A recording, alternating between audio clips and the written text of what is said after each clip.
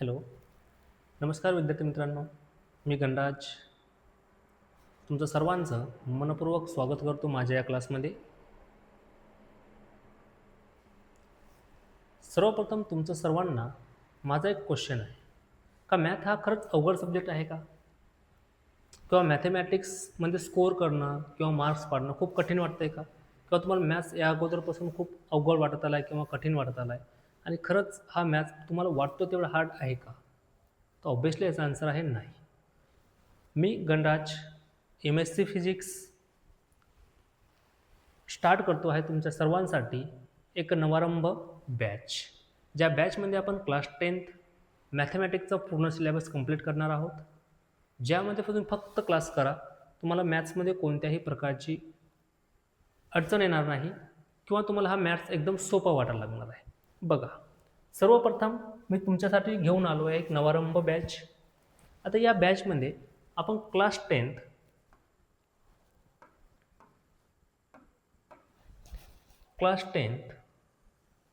तर जे काही मॅथमॅटिक्स आहे, जो सब्जेक्ट आहे मॅथ्स, हा मॅथ्स आपण या क्लासमध्ये कव्हर करणार आहोत.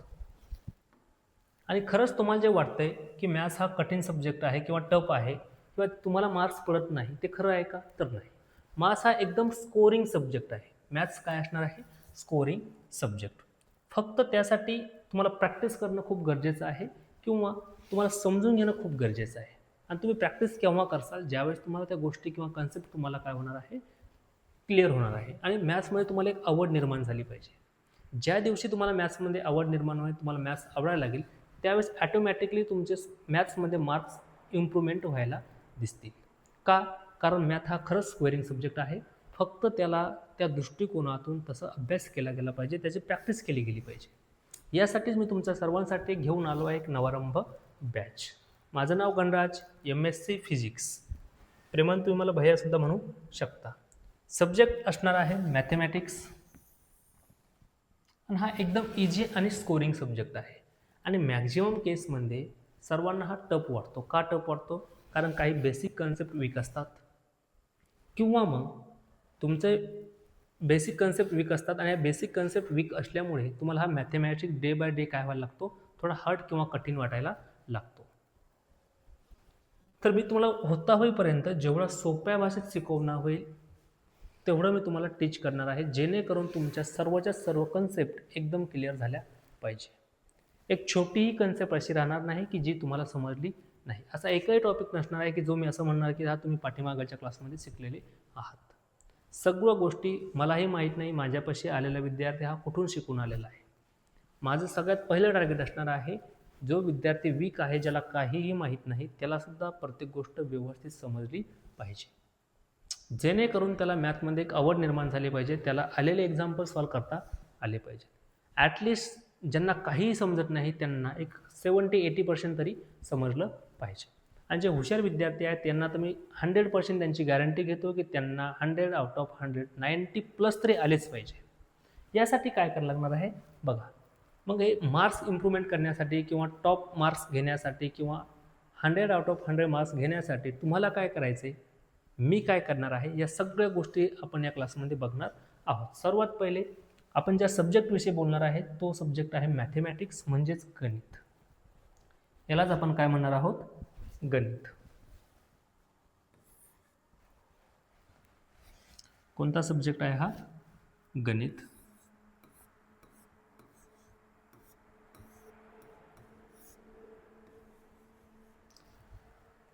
आणि हा टीच तुम्हाला करणार आहे मी. बघा, माझे नाव गणराज, परत एकदा सांगतो, गणराज उबाळे, MSc फिजिक्स. मागील अनेक वर्षापासून नीट, JEE आणि MST CET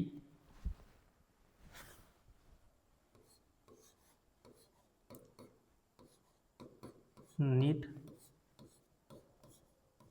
JEE and MST CET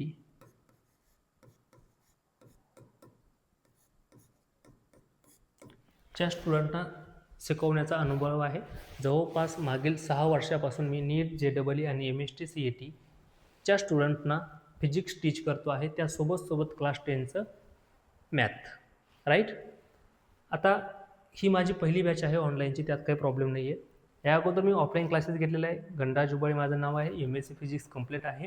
मागील 6 ते 7 वर्षापासून मी नीट, JEE आणि MST CETच्या विद्यार्थ्यांना फिजिक्स टीच करतो आहे. त्यामुळे मला बहुतांश केसमध्ये माहिती आहे की कोणत्या विद्यार्थ्यांना कोणत्या प्रॉब्लेममध्ये, कोणत्या विद्यार्थ्यांना कुठं प्रॉब्लेम आहे. फिजिक्स शिकवत असताना मला बहुतांश वेळेस जाणवतं आहे की आपल्या विद्यार्थ्यांचं काय वीक असतं, मॅथ. मग माझं टार्गेट तुम्हाला मॅथ्समध्ये 100 आउट ऑफ 100 आणणं नाही आहे, तर त्यासोबत तुम्हाला नीट, JEE आणि MST CET सारख्या कॉम्पिटेटिव्ह एक्झाममध्ये ज्या पण कन्सेप्ट असतात त्या कन्सेप्ट तुमच्या क्लिअर झाल्या पाहिजे. तुम्हाला समोर येणाऱ्या भविष्यामध्ये येणाऱ्या कॉम्पिटेटिव्ह एक्झाममध्ये कोणतीही अडचण यायला नको. चला तर स्टार्ट करतो. सर्वात पहिले हा असणार आपला ओरिएंटेशन क्लास. बघा, सर्वात पहिलं माझं टार्गेट काय असणार आहे, तुम्हाला सर्वांना 100 आउट ऑफ 100 मार्क्स मिळाले पाहिजेत. आता 100 आउट ऑफ 100 मार्क्स कसे, आता अर्ध्यांना प्रश्न पडला असेल सर पेपर किती मार्क्सचा असतो, 80. मग तुम्ही 100 आउट ऑफ 100 का म्हणता, या सगळ्या गोष्टींमध्ये आपण डिस्कशन करणार आहोत. माझं सर्वात पहिलं टार्गेट आहे की मॅक्झिमम केसमध्ये मुलांना 100 आउट ऑफ 100 पर मिळालेच पाहिजे, किंवा ॲटलिस्ट हा 90 पेक्षा जास्त मार्क्स मिळाले पाहिजे. तुमचे जे मार्क्स आहेत हे 90 पेक्षा काय असले पाहिजे, जास्त असले पाहिजेत. मग 100 आउट ऑफ 100 घेण्यासाठी किंवा 90 अबव मार्क्स घेण्यासाठी तुम्हाला काय करायचं आहे, काहीच नाही. जेवढे पण लाईव्ह क्लास होतील हे लाईव्ह क्लास वगैरे अटेंड करायचे. सांगतो मी 1 बाय 1 की आपल्याला नेमकं एक्झॅक्टली काय करायचं. मग 100 आउट ऑफ 100 मार्क्स घेण्यासाठी तुम्ही सर्वजण सज्ज असाल अशी अपेक्षा आहे. यासोबत माझं टार्गेट फक्त 100 आउट ऑफ 100 आहेत का, तर नाही. नीट, नीट असेल, JEE असेल किंवा मग MST CET असेल, नीट किंवा मग JEE किंवा मग CET, या व्यतिरिक्त ज्या कॉम्पिटेटिव्ह एक्झाम असतात,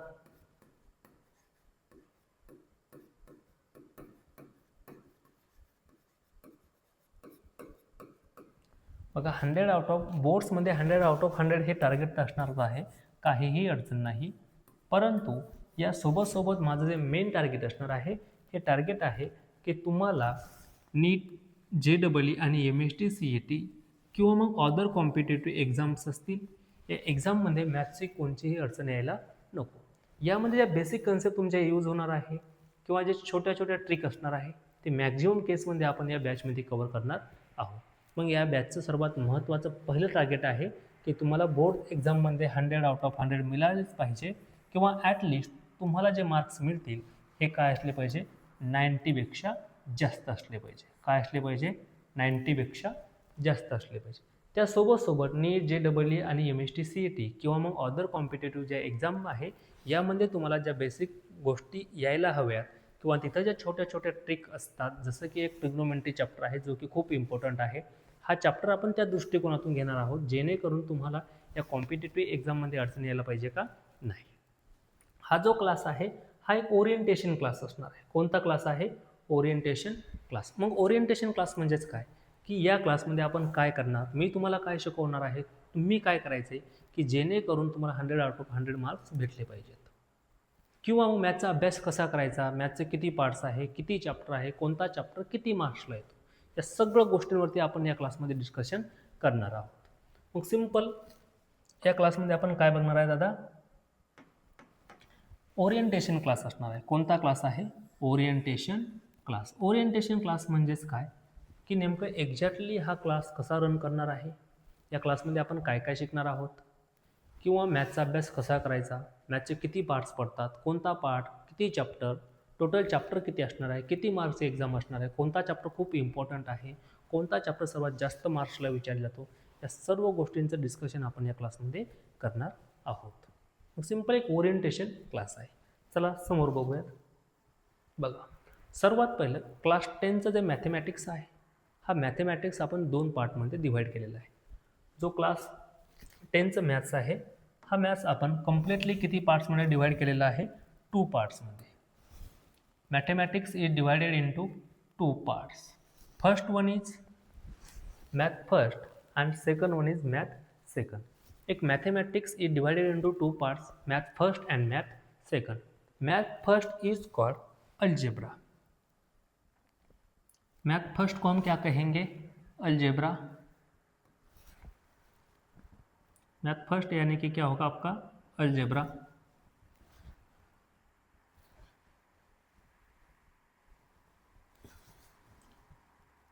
मैथ फर्स्ट यानी कि जिसे हम कहेंगे अलजेब्रा. मैथ सेकंड यानी कि जियोमेट्री.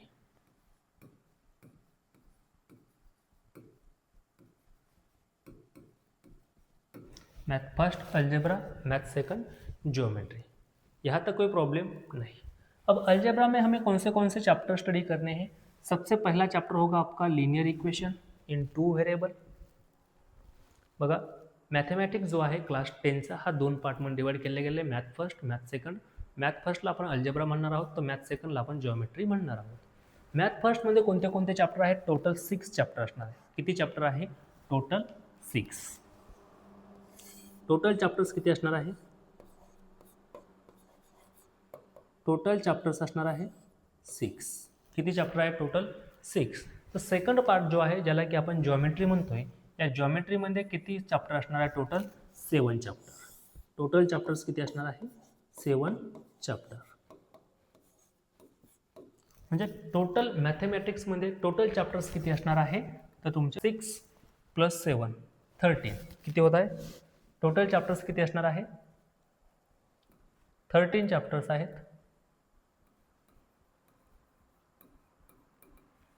आणि 13 चॅप्टर्स तुम्हाला किती मार्क्सला असणार आहे?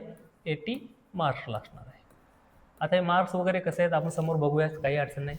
मॅथमॅटिक्स आहे, टोटल चॅप्टर तुमचे किती असणार? 13 चॅप्टर 13 चॅप्टर आहे, जे की किती मार्क्सला असणार आहे? 80 मार्क्सला.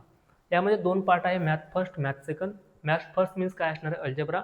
मॅथ सेकंड मीन्स काय असणार आहे? जिओमेट्री. इथपर्यंत काय अडचण नाही. मॅथ फर्स्टमध्ये टोटल चॅप्टर किती आहेत? 6. ज्यामधला पहिला चॅप्टर कोणता असणार तुमचा? Linear equation in two variable. Second chapter is quadratic equation. कोणता असणार आहे? Quadratic equation. थर्ड चॅप्टर कोणता असणार आहे दादा? Arithmetic progression. कोणता असणार आहे? अरिथमॅटिक प्रोग्रेशन, ज्याला शॉर्ट फॉर्ममध्ये आपण काय म्हणणार आहोत? AP, arithmetic progression. या ठिकाणी जो GPचा पार्ट होतो तुम्हाला जिओमेट्रिक प्रोग्रेशन, जो की आता काय झालेला आहे? कॅन्सल. हा सिलेबसला आहे का? नाही. त्यानंतर फोर्थ नंबर चॅप्टर असणार आहे financial planning. Fourth number chapter कोणता असणार आहे? Financial planning. त्यानंतर एक फिफ्थ नंबर प्रोबॅबिलिटी. कोणता चॅप्टर असणार आहे? प्रोबॅबिलिटी. 1 मिनिट, इथे सिक्वेन्स थोडा रॉंग झालेला आहे बघा. हा प्रोबॅबिलिटी जो चॅप्टर आहे हा लास्टला असणार आहे 6 नंबर. आणि स्टॅटिस्टिक चॅप्टर हा कोणता आहे? 5th नंबर असणार आहे. इथं रॉंग झाले, काही अडचण नाही. आणि लास्टवाला चॅप्टर आपल्याला बघायचा स्टॅटिस्टिक. इथपर्यंत काही अडचण नहीं. बघा मैथ फर्स्ट म्हणजे अलजेब्रा. अलजेब्रा में कितने चैप्टर है हमारे पास? कुल मिलाकर 6 चैप्टर है. सबसे पहला वाला chapter linear equation in two variable, second chapter quadratic equation, third chapter arithmetic progression, fourth chapter financial planning, fifth chapter statistic और 6 नंबर का चैप्टर होगा आपका प्रोबेबिलिटी. यहाँ तक किसी कोई प्रॉब्लम नहीं. सिमिलरली मैथ 2 यानी कि ज्योमेट्री में हमारे पास कितने चैप्टर है? कुल मिलाकर 7 चैप्टर. कितने चैप्टर है? 7 चैप्टर. फर्स्ट वाला चैप्टर होगा आपका सिमिलरिटी, सेकंड चैप्टर होगा आपका Pythagoras theorem, third number chapter हमें पढ़ना है सर्कल, उसके बाद ज्योमेट्रिक कंस्ट्रक्शन. कौन सा चैप्टर होगा? Geometric construction. 5 number coordinate geometry. 5 number कौन सा चैप्टर होगा? Coordinate geometry. 6 नंबर जो आपका चैप्टर है वो है ट्रिग्नोमेट्री. ये वाला जो चैप्टर है सबसे इंपॉर्टेंट चैप्टर होने वाला है. Trigonometry it is a very very very important chapter. Last वाला मेंसुरेशन. लास्ट में कौन सा चैप्टर होगा आपका? मेंसुरेशन. देखो मैथ फर्स्ट के चैप्टर हमने ऑलरेडी देख लिए. मैथ सेकंड के चैप्टर हमारे पास कितने हैं? 7. सबसे पहले वाला चैप्टर कौन सा होगा आपका? सिमिलरिटी.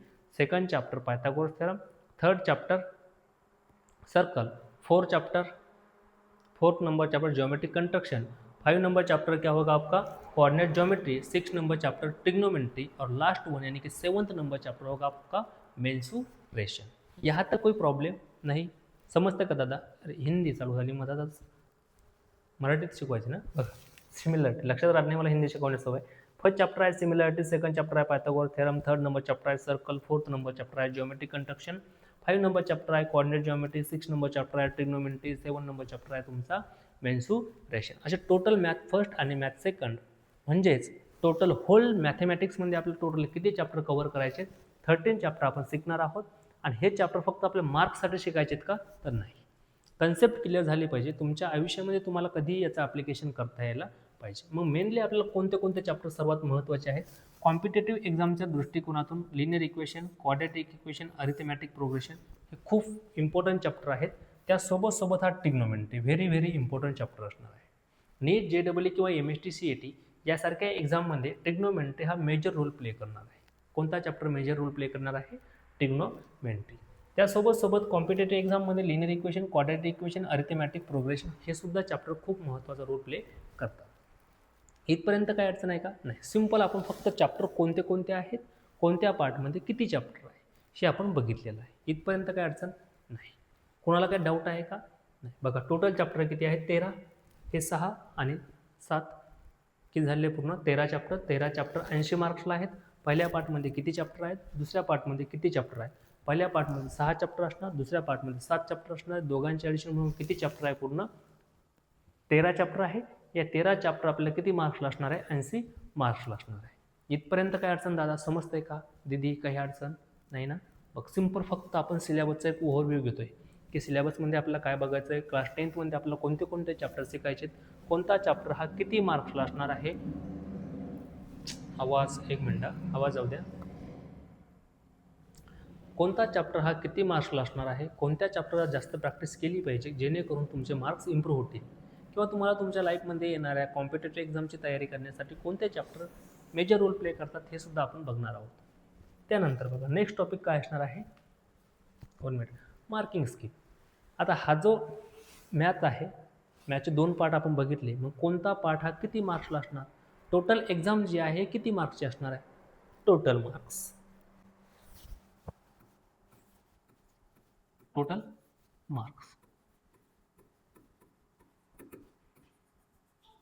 बघा अल्जेब्रा जो आहे की नाही, सर्वात फर्स्ट नंबर बघा math first. Math first means algebra.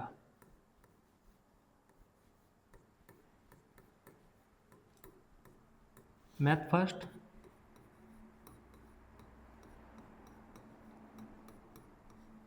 Math second. Math first means काय? अल्जेब्रा. मॅथ फर्स्ट मीन्स काय सांगितलं मी तुम्हाला? Algebra. And math second means काय दादा? जिओमेट्री. मॅथ सेकंड मीन्स काय असणार आहे?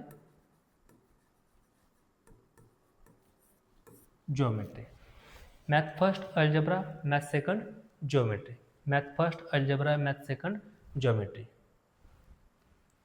मॅथ फर्स्ट जो असणार आहे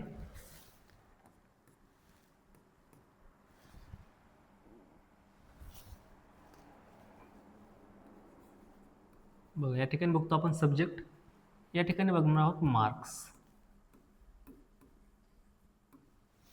आता बघा मॅथ फर्स्ट म्हणजे अल्जेब्रा जो चॅप्टर आहे, अल्जेब्रा जो असणार तुम्हाला हा 40 मार्कला विचारणार. किती मार्क्सचा असणार आहे? 40 मार्क्स. त्यासोबत जिओमेट्री जो आहे हा सुद्धा किती मार्क्सचा असणार आहे? 40 मार्क्स. म्हणजे दोघांची ॲडिशन जर का केली तर टोटल मार्क्स किती भेटतात आपल्याला?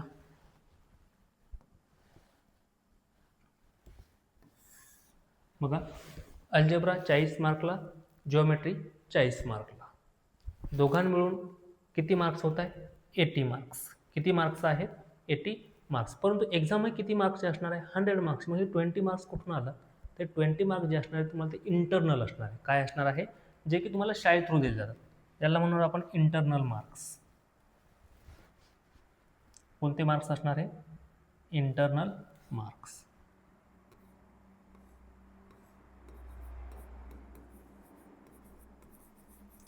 इंटरनल कोणते असणार आहे?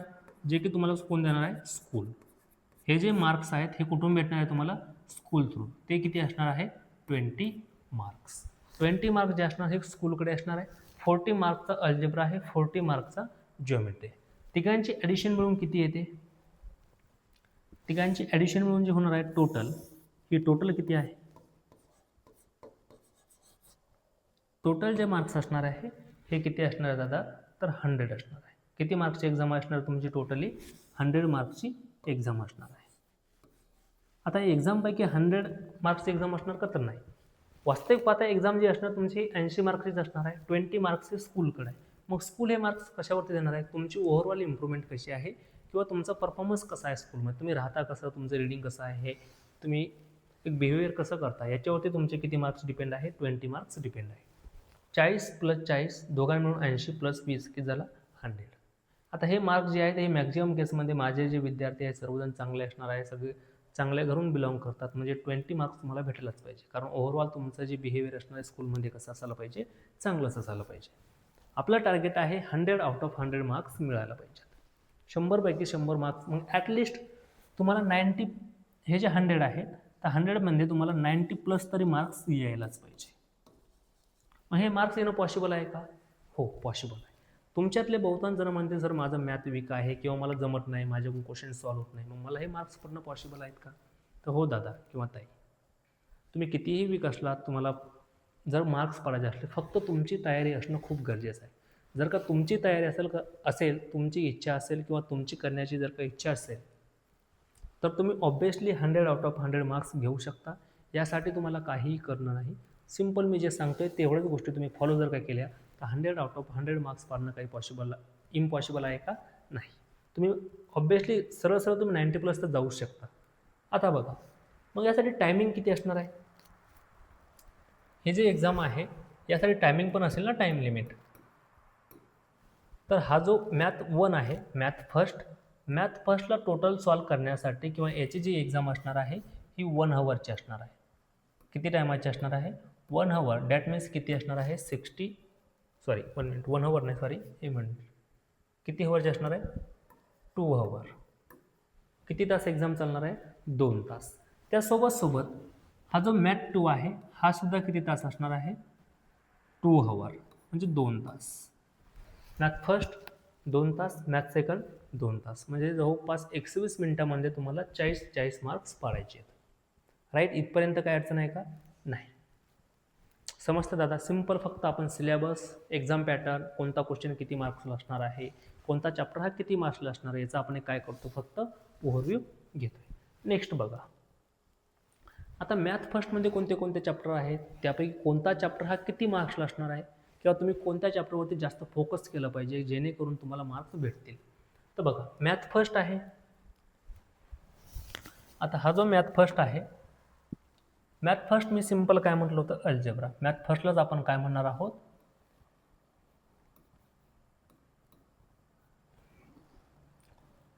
अल्जेब्रा. मॅथ फर्स्ट मीन्स काय असणार आता, अल्जेब्रा. मॅथ फर्स्टलाच आपण काय म्हणत असतो, अल्जेब्रा. आता हा जो अल्जेब्रा आहे यामध्ये आपण ऑलरेडी बघितलेला आहे किती चॅप्टर असणार, 6 चॅप्टर असणार आहे. किती चॅप्टर असणार आहे, 6. मग यापैकी कोणता चॅप्टर हा किती मार्क्सला असणार, त्याही अगोदर मी तुम्हाला ऑलरेडी सांगितलेलं आहे, मॅथ फर्स्ट जो आहे अल्जेब्रा हा टोटली किती मार्क्ससाठी असणार आहे, हा टोटल चॅप्टर किती मार्क्ससाठी असणार आहे, टोटल चॅप्टर जो असणार हा किती मार्क्सला असणार आहे, 40 मार्क्सला असणार, 40 मार्कला. किती मार्क्सचा आहे, 40 मार्क. मग बघा, यातला जो हा पहिला चॅप्टर आहे लिनियर इक्वेशन इन 2 व्हेरिएबल, हा तुम्हाला विचारला जाणार आहे 8 मार्क्ससाठी. परंतु एक एक्झाम पॅटर्न जर का बघितला, यामध्ये तुम्हाला ऑरमध्ये क्वेश्चन असतात, जसं की 4 पैकी 3 सोडवा, 4 पैकी 2 सोडवा. मग हा जो पहिलावाला चॅप्टर आहे हा तुम्हाला किती मार्क्सला असणार आहे, पहिलेवाला जो चॅप्टर असणार आहे हा 8 मार्क्सला असणार आहे. किती मार्क्सला असणार आहे, 8. आणि याचे ऑप्शन म्हणजे ऑरमधले क्वेश्चन जर का पकडले तर हा किती मार्क्सला असणार आहे, 12 मार्क्सला. म्हणजे मिनिमम मार्क्स किती असायला पाहिजे, 8, आणि मॅक्झिमम किती मार्क्सला विचारला जाऊ शकतो, हा 12 मार्क्ससाठी. त्यानंतर सेकंड चॅप्टर क्वाड्रॅटिक इक्वेशन, हा मिनिमम 8 मार्क्ससाठी आणि मॅक्झिमम 12 मार्क्ससाठी विचारला जाईल. म्हणजे 8 मार्कला तुम्हाला कंपल्सरी विचारलं जाणार आहे, पण त्यासोबत ऑरमनले मार्क्स धरून हा टोटल किती मार्क्सला विचारला जाणार, तुम्हाला 12 मार्क्सला विचारलं जाणार आहे. त्यानंतर बघा, थर्ड नंबर चॅप्टर आहे अरिथमॅटिक प्रोग्रेशन. हा जो अरिथमॅटिक प्रोग्रेशन आहे थर्ड नंबर चॅप्टर, हा थर्ड नंबर चॅप्टर तुम्हाला विचारला जाणार मिनिमम 6 मार्क्ससाठी आणि विथ ऑप्शन 8 मार्क्ससाठी. म्हणजे हे दोन चॅप्टर चं वेटेज सर्वात जास्त आहे. त्यासोबत हा स्टॅटिस्टिक्सचं सुद्धा वेटेज काय आहे, सर्वात जास्त असणार आहे. हा मॅक्झिमम वेटेजवाला चॅप्टर आहे. त्यासोबत हा क्वाड्रॅटिक इक्वेशन सुद्धा मॅक्झिमम आहे. त्यानंतर हा स्टॅटिस्टिक्स सुद्धा काय आहे, मॅक्झिमम वेटेजवाला चॅप्टर आहे. त्यानंतर बघा फायनान्शियल प्लॅनिंग. हा फायनान्शियल प्लॅनिंग तुम्हाला किती मार्क्सला विचारला जाणार आहे, तर फायनान्शियल प्लॅनिंग विचारलं जाणार मिनिमम 6 मार्कला, आणि ऑर म्हणले क्वेश्चन धरून किंवा ऑर म्हणले मार्क्स धरून किती मार्क्सला विचारला जाणार आहे, 8 मार्क्ससाठी. त्यानंतर 5 नंबर चॅप्टर प्रोबॅबिलिटी. कोणता चॅप्टर आहे, प्रोबॅबिलिटी. मग हा प्रोबॅबिलिटी चॅप्टर जो आहे हा तुम्हाला मिनिमम विचारला जाणार आहे 6 मार्कला आणि मॅक्झिमम विचारला जाणार आहे 8 मार्कला. त्यानंतर सर्वात लास्टवाला चॅप्टर स्टॅटिस्टिक. हा स्टॅटिस्टिक विदाऊट ऑप्शन, म्हणजे मिनिमम किती मार्क्ससाठी विचारला जाणार आहे, 6 मार्क्ससाठी, आणि मॅक्झिमम हा किती मार्क्ससाठी विचारला आहे तुम्हाला, 12 मार्क्ससाठी. लक्षात येते का दादा? बघ सिंपल. पहिलावाला chapter linear equation, minimum 8 marks maximum 12 marks. Second chapter quadratic equation, minimum 8 mark maximum 12 marks. Third number chapter minimum 6 mark maximum 8 marks with option. त्यानंतर fourth number financial planning 6, 8. 5 number probability 6, 8. 6 number statistic minimum 6 mark maximum 12 mark. म्हणजे without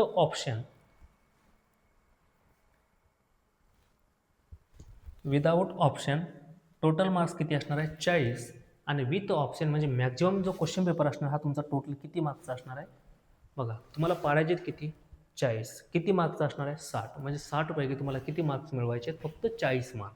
म्हणजे वरचे 20 mark जे आहेत हे कसे आहे, additional question असणार आहे. काय असणार आहे, ॲडिशनल क्वेश्चन. मग तुम्ही जर का व्यवस्थित बघितलं, हे 3 चॅप्टर जरी तुम्ही व्यवस्थित केले तर किती मार्क्सला येतात, 32 मार्क्सला. बघा मिनिमम हे 3 जरी चॅप्टर तुम्ही व्यवस्थित केले, एकदम परफेक्ट जर का केले, तर काय लक्षात येईल, या 3 चॅप्टरवरतीच तुम्ही किती मार्क्स मिळवू शकता,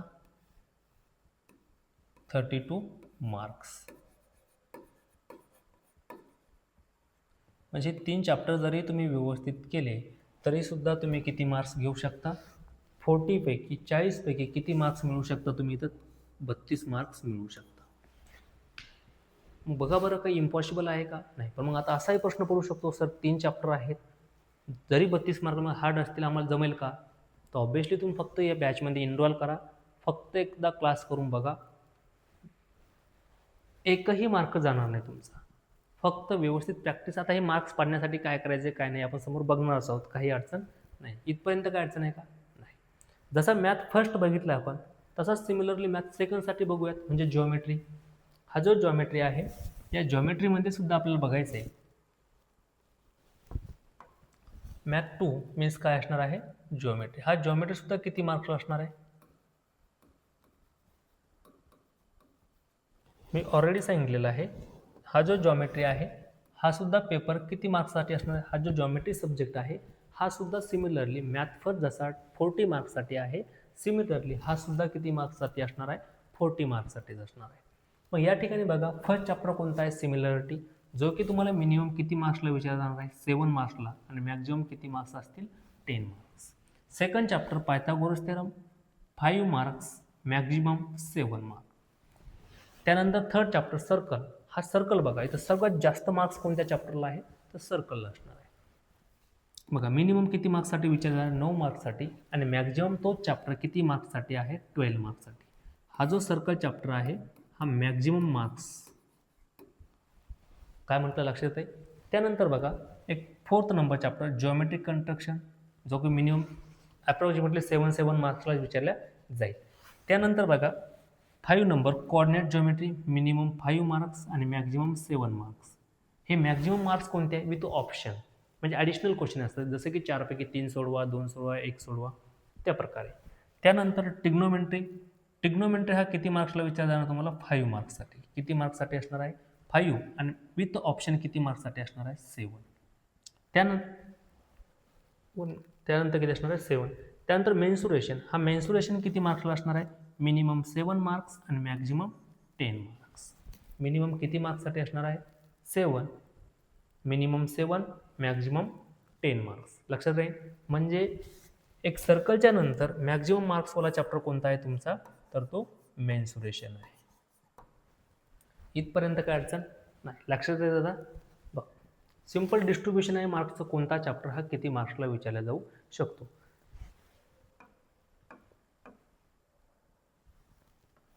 आता या ठिकाणी बघा काय लक्षात येते, जर का सगळे मार्क्स मेजर केले आपण, तर मार्क्स मेजर केल्यानंतर काय लक्षात येईल की जो टोटल पेपर असणार तुमचा हा 60 मार्क्सचा असणार आहे, पण विथ ऑप्शन. म्हणजे मॅक्झिमम किती मार्क्सचा पेपर असणार तुमचा, 60. त्यापैकी तुम्हाला किती मार्क्स पाडायचे आहेत, 40. 60 पैकी किती मार्क्स पाडणार आहेत, 40. इथपर्यंत काय अडचण आहे का, नाही. आता इथं जर बघितलं आपण तर मेन्सुरेशन चॅप्टरसुद्धा 10 मार्क्सला आहे. त्यासोबत हा जो सर्कल चॅप्टर हा मॅक्झिमम मार्क्सला आहे 12, आणि त्यासोबत सिमिलॅरिटीसुद्धा किती मार्क्सला आहे, 10. म्हणजे हा चॅप्टरसुद्धा काय इथं मॅक्झिमम आहे. मग इथं सुद्धा जर का तुम्ही या तिन्ही चॅप्टरचा व्यवस्थित अभ्यास केला, 3च चॅप्टर म्हणतोय मी, तर इथं सुद्धा तुम्हाला किती मार्क्स पॉसिबल आहेत, 32. बघा 10 + 12 + 10 म्हणजेच किती आहे, 32. किती पैकी, 40 पैकी. किती चॅप्टर करायचे, तर हे 3च चॅप्टर, फर्स्ट, सेकंड आणि थर्ड. हे 3 चॅप्टर जर का केले तर 40 पैकी 32 मार्क्स पडणं काहीही अवघड नाही. वास्तविक पाहता आपलं सगळेच एक्झाम्पल, सगळेच चॅप्टर व्यवस्थित करणं आहे. 100 आउट ऑफ 100 सर्वांचं टार्गेट असलं पाहिजे. पण जे विकेस्ट विद्यार्थी आहेत की ज्यांना शक्य नाही, ज्यांना असं वाटतं की नाही सर माझ्याकडून होणार नाही, भैया माझ्याकडून जमणार नाही आहे, माझा मॅथ हा खूप सब्जेक्ट वीक आहे किंवा मी याच्यावरती बॉर्डरवरतीच पास होतो आहे, तर त्यांच्यासाठी आहे या सगळ्या गोष्टी. तुम्ही फक्त एकदा बॅचवरती या, एकदा फक्त क्लास करा, नंतर तुमच्याच लक्षात येऊन जाईल की मॅथ हा वीक सब्जेक्ट नाही किंवा तुमचा वीक सब्जेक्ट नाही आहे, तर तुम्ही मॅथमध्ये जम्प करू शकता. मॅथ्समध्ये मार्क्स पाडणं खूप सोपं आहे, इझी आहे. नेक्स्ट बघा, इथपर्यंत सर्वांना समजलं असेल कोणता चॅप्टर किती मार्क्सला हे आपण सिंपल बघितले बघा. मग आता खरंच 100 आउट ऑफ 100 मार्क्स पाडणं पॉसिबल आहे का, तर यस.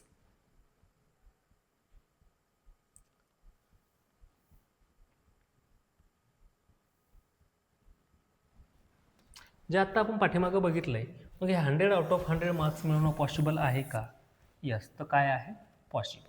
मग या 100 आउट ऑफ 100 मार्क पाडणं पॉसिबल आहे, यासाठी फक्त तुम्हाला काय करायचं, काय नाही आपण बघूया. कोणताही विद्यार्थी 100 आउट ऑफ 100 आणू शकतो, काहीही अडचण नाही, एकदम पॉसिबल आहे. परंतु यासाठी तुम्हाला सातत्य म्हणजे कन्सिस्टन्सी खूप महत्त्वाची आहे. जो प्रॅक्टिस करेल, जो व्यवस्थित लक्ष देणार आहे, त्याला 100 आउट ऑफ 100 मार्क्स पाडणं काही इम्पॉसिबल आहे का, नाही. किंवा मिनिमम तुम्ही 90+ तर जायलाच हवे. मिनिमम किती मार्क्स मिळाला पाहिजे सर्वांना, 90+. माझे सर्व विद्यार्थी 90+ अबोवच असले पाहिजे फायनलपर्यंत, ही माझी गॅरंटी आहे. खूपच विकेस्ट विद्यार्थी असेल तोच फक्त 80 राहील. जो ॲव्हरेज विद्यार्थी आहे, ॲव्हरेज स्टुडंट आहे, हा 90 अबोव असला पाहिजे, आणि जो चांगला आहे तो 100 आउट ऑफ 100 असलाच पाहिजे. मग हे 100 आउट ऑफ 100 मार्क्स घेण्यासाठी काय करायचं आहे, तर सिम्पल आहे बघा. यासाठी तुम्हाला काय करायचं आहे, सर्वात अगोदर जो लाईव्ह क्लास होणार आहे नवारंभ या बॅचमध्ये, किंवा मी जे मॅथची बॅच घेतो आहे या बॅचमध्ये, तुम्हाला काय करायचं आहे, लाईव्ह क्लास अटेंड करा, किंवा मित्रमध्ये तुम्ही रेकॉर्डेड क्लास करा. तुमच्या टाईमनुसार तुम्हाला जेव्हा टाईम भेटेल तेव्हा काय करा, तुम्हाला सिंपल रेकॉर्डेड क्लास करायचं आहे. आता रेकॉर्डेड क्लास किंवा लाईव्ह क्लास करत असताना सोबत तुम्हाला काय बनवायचं आहे, तुमचं नोटबुक कंप्लीट करायचं आहे. काय करावं लागणार आहे, नोटबुक. सगळ्यात पहिली स्टेप तुमची असणार की लाईव्ह क्लास करणार. लाईव्ह क्लास करत असताना तुम्हाला तुमचं नोटबुक कंप्लीट करायचं आहे, जेणेकरून तुम्हाला रिव्हिजन करण्यासाठी एक्झाम इझी जाईल. कोणतीही गायड किंवा कोणत्याही पब्लिकेशनचं बुक यूज करण्याची गरज नाही. रेग्युलर तुम्हाला लाईव्ह क्लास करायचा आहे. या लाईव्ह क्लासमध्ये काय होणार आहे बघा.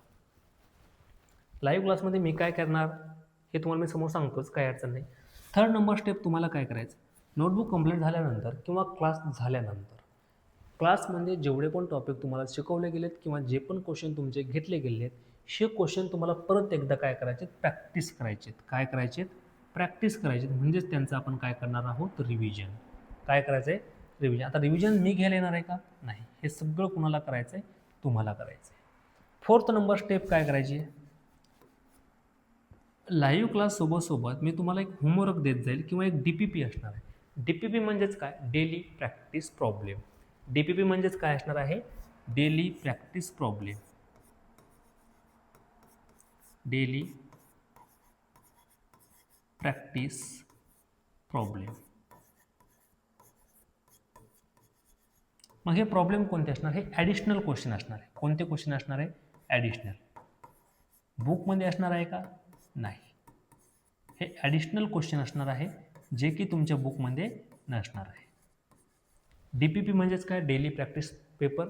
तुमचा जो सिलेबस शिकवून झाला आहे किंवा जो पार्ट तुमचा शिकवण्यात झाला आहे त्याच्यावर आधारित तुम्हाला क्लासमध्ये जे पण एक्झाम्पल झाले त्याला अनुसरून किंवा त्याच्या सिमिलर एक्झाम्पल तुम्हाला एक PDF फॉर्मॅटमध्ये भेटतील. त्याला आपण म्हणणार आहे डेली प्रॅक्टिस पेपर, ज्याच्यामध्ये ॲडिशनल क्वेश्चन आहे.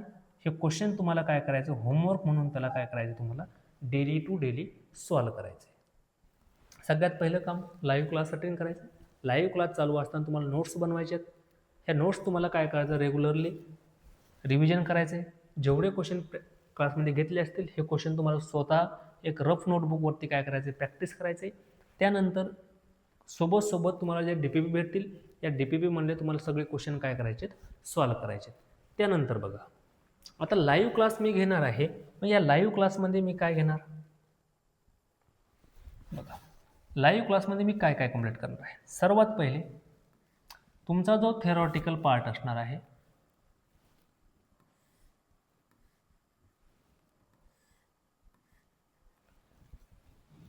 बघा, लाईव्ह क्लास तुम्ही घेणार किंवा या बॅचमध्ये मी तुम्हाला काय काय प्रोव्हाइड करणार आहे. या बॅचमध्ये नवारंभ जी बॅच आहे ही माझी एक टार्गेटेड बॅच आहे. यामध्ये जेवढे पण विद्यार्थी इनरोल होतील यांना सर्वांना मॅक्झिमम केसमध्ये 100 आउट ऑफ 100 मार्क्स पडले पाहिजे. हे माझं सगळ्यात पहिलं टार्गेट असणार आहे. त्यासोबत समोर येणाऱ्या भविष्यामध्ये येणाऱ्या कॉम्पिटेटिव्ह एक्झाममध्ये विद्यार्थ्यांना कोणतीही अडचणी यायला नको. जे चॅप्टर महत्त्वाचे आहेत जसे की trigonometry, linear equation in two variable, quadratic equation, याच्या चॅप्टर आहे, याच्या ज्या बेसिक टर्म तुम्हाला समोर यूज होणार आहे हे मला वास्तविकता सगळ्या गोष्टी माहिती आहेत. कारण मी ऑलरेडी 6 वर्षापासून नीट, JEE आणि MST CETच्या विद्यार्थ्यांना शिकवत आलेलो आहे. आपल्या विद्यार्थ्यांना किंवा आपल्या पाल्याला कुठं अडचण येते हे मला सगळ्या गोष्टी माहिती आहेत. त्या दृष्टिकोनातून माझं टीचिंग असणार आहे. तर एक लाईव्ह किंवा रेकॉर्डेड क्लासमध्ये सर्वात पहिले मी ऑल कन्सेप्ट तुमच्या क्लिअर करणार आहे. म्हणजे बेसिक टू ॲडव्हान्स तुम्हाला जे टीच केलं जाणार हे काय असणार? पूर्ण बेसिक पासून ॲडव्हान्सपर्यंत पूर्ण शिकवलं जाणार आहे. आता ॲडव्हान्स म्हणजेच काय? ॲडव्हान्स म्हणजे खूप ॲडव्हान्स लेवल असते, पण तुम्हाला जेवढं त्याचं काम आहे तिथपर्यंत तुम्हाला टॉपिक पूर्ण शिकवलं जाणार आहे. त्यानंतर या क्लासमध्ये काय कंप्लीट करणार आहोत आपण? या क्लासमध्ये ॲडिशनल एक्झाम्पल तर घेणारच आहे.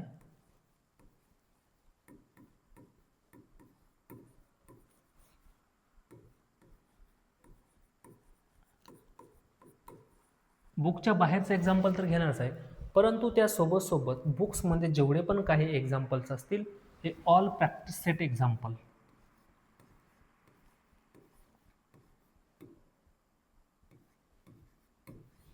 बघा, सगळ्यात पहिले लाईव्ह क्लासमध्ये काय होणार आहे?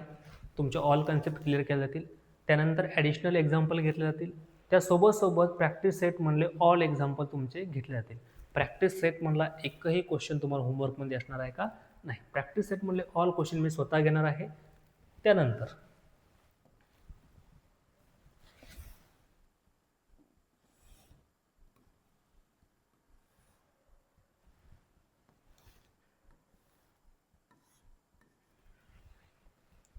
प्रॉब्लेम सेट सुद्धा मी स्वतः घेणार आहे.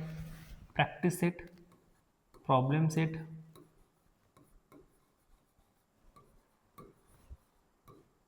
बघा पूर्ण थेरॉटिकल पार्ट कंप्लीट करणार. ॲडिशनल क्वेश्चन घेणार आहे. त्यासोबत प्रॅक्टिस सेटमध्ये ऑल एक्झाम्पल मी स्वतः सॉल्व करून देणार आहे. त्यासोबत प्रॉब्लेम सेटमध्ये जे पण हॉट क्वेश्चन असतील, ॲडिशनल क्वेश्चन असतील ते स्वतः मी करून देणार आहे.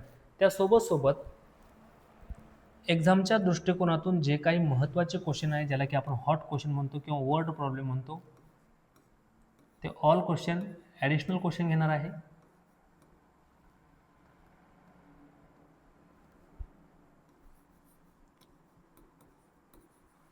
हॉट क्वेश्चन या सगळ्या गोष्टीसोबत मी अजून एक ॲडिशनल क्वेश्चन तुम्हाला प्रोव्हाइड करणार. त्याला म्हणणार आपण DPP, डेली प्रॅक्टिस प्रॉब्लेम. काय देणार आहे? DPP. इथपर्यंत काय अडचण आहे का? नाही. लक्षात आहे सगळ्या गोष्टी. बघा, या गोष्टी तुम्हाला करायच्यात. लाईव्ह क्लासमध्ये मी काय प्रोव्हाइड करणार आहे? सगळं थेरॉटिकल पार्ट तुमचा कंप्लीट करणार. एकदम बेसिकपासून ते ॲडव्हान्सपर्यंत तुम्हाला सगळ्या गोष्टी क्लिअर केल्या जातील. त्यासोबत टॉपिकला अनुसरून ॲडिशनल एक्झाम्पल घेतल्या जातील. सर्वात सुरुवातीला इजी एक्झाम्पल, त्यानंतर प्रॅक्टिस सेटमधले ऑल एक्झाम्पल मी स्वतः घेणार आहे. त्यासोबत प्रॉब्लेम सेटमधले सुद्धा ऑल एक्झाम्पल मी स्वतः घेणार आहे, जे की तुम्हाला नंतर होमवर्कमध्ये प्रॅक्टिस करायचे. त्यासोबत हॉट क्वेश्चन असतील ते सुद्धा मी घेणार आहे. आणि यासोबत मी तुम्हाला अजून काय प्रोव्हाइड करणार आहे, DPP प्रोव्हाइड करणार आहे, डेली प्रॅक्टिस प्रॉब्लेम, जे की एक्झाम्पल तुम्हाला एक होमवर्क म्हणून घरी काय करायचे, सॉल्व करायचे. इथपर्यंत काय अडचण आहे का? नाही. लक्षात राहील सर्वांच्या? सिम्पल. 100 आउट ऑफ 100 मार्क किंवा तुमचं टार्गेट सर्वांचं 100 आउट ऑफ 100 फिक्स असलं पाहिजे. आणि 100 आउट ऑफ 100 मार्क्स मिळवण्यासाठी कोणतेही अवघड गोष्ट नाही. तुम्हाला फक्त एवढ्या स्टेप रेग्युलर फॉलो करायच्यात. आणि यामध्ये कन्सिस्टन्सी खूप महत्त्वाची आहे. सर्वात महत्त्वाचा कोण रोल प्ले करणार आहे? कन्सिस्टन्सी, म्हणजेच काय? सातत्य.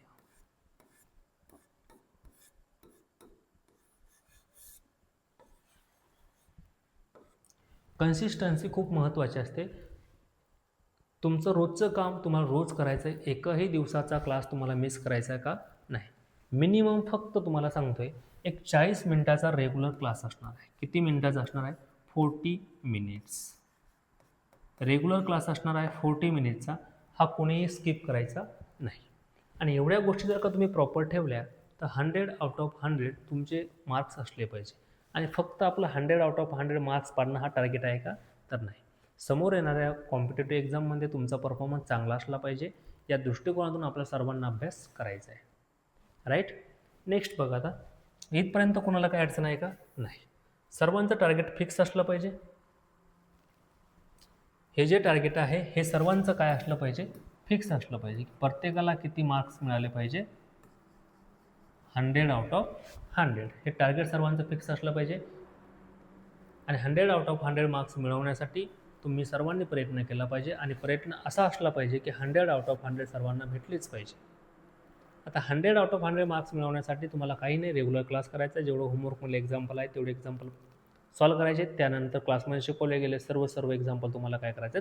प्रॅक्टिस करायचे. त्यानंतर बघा, आता तुम्ही माझ्यासोबत कसा कनेक्ट करू शकता?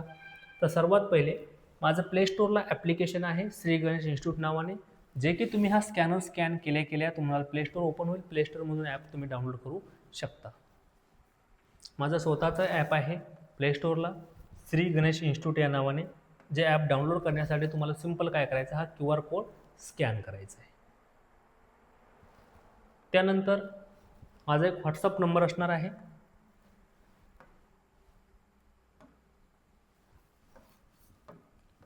व्हॉट्सअप नंबर असणार आहे 8600203353. 8600203353. 8600203353. काहीही अडचण असले तर या नंबरला तुम्हाला काय करायचं आहे? व्हॉट्सअप करायचं आहे. हा नंबर सर्वांनी सेव्ह करून घ्या. गंडाट सर.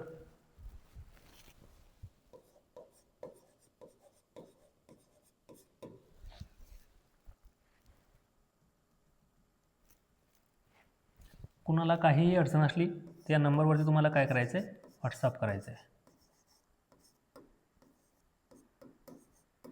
राईट. किंवा मग तुम्ही सिम्पल काय करू शकता, हा जो दिलेला स्कॅनर आहे हा स्कॅनर स्कॅन करा. ॲटोमॅटिकली तुम्हाला व्हॉट्सअप ओपन होऊन मला मेसेज येऊन जाईल. हा स्कॅनर स्कॅन करण्यासाठी व्हॉट्सअपला मेसेज करण्यासाठी हा स्कॅनर स्कॅन करणार. प्ले स्टोअरवरून ॲप्लिकेशन डाउनलोड करण्यासाठी हा स्कॅनर स्कॅन करा. त्यासोबत मला टेलिग्रामला मेसेज करण्यासाठी किंवा माझ्यासोबत टेलिग्रामने कनेक्ट होण्यासाठी तुम्हाला हा स्कॅनर काय करायचा आहे? स्कॅन करायचा आहे.